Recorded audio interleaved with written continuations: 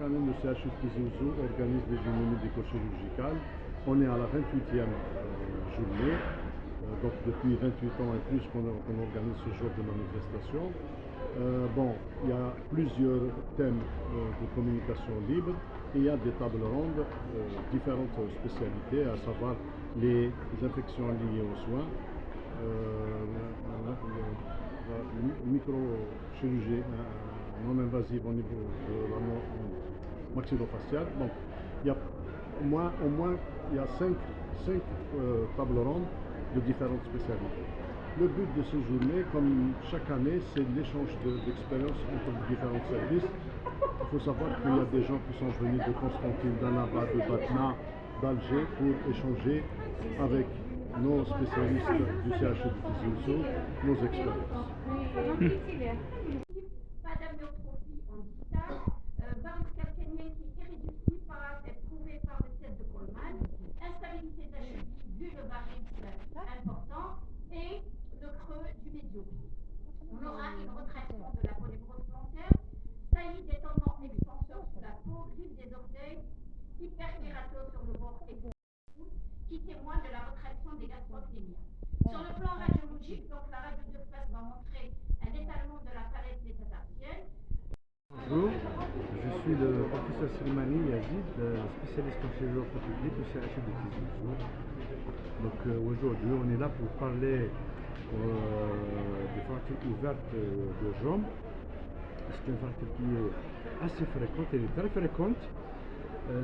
Moi je voulais signaler juste une chose, qui est des gestes à faire avant l'arrivée du malade dans un centre spécialisé. Donc des gestes primaires, qu'on appelle les gestes primaires, qu'il fallait mettre en place. C'est des gestes qui peuvent sauver le pronostic fonctionnel du malade. Donc je voulais transmettre, donner des conseils pour nos confrères qui travaillent à l'extérieur, donc les généralistes, même les infirmiers peuvent faire des gestes qui sont très faciles à mettre en place.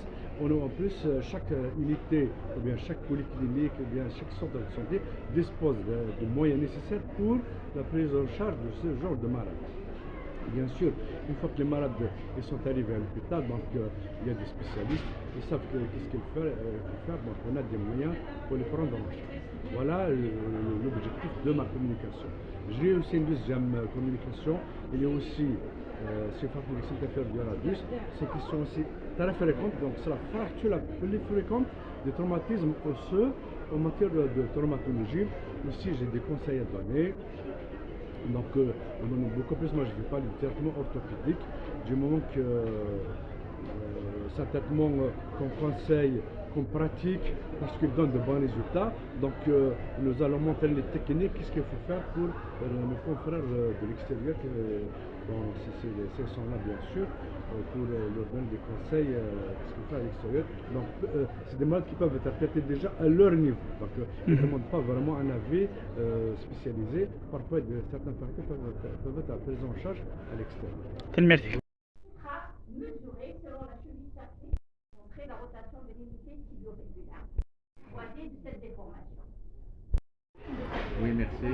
C'est le professeur Boulassel, président d'une table ronde des 2 séances sur la maxillofaciale. Table ronde sur la maxillofaciale. Donc, on a parlé de l'implantologie. C'est des communications hautement scientifiques. Et on a fait l'éclairage, bien sûr, du but de l'implantologie et entre les chirurgiens dentistes et la maxillofaciale.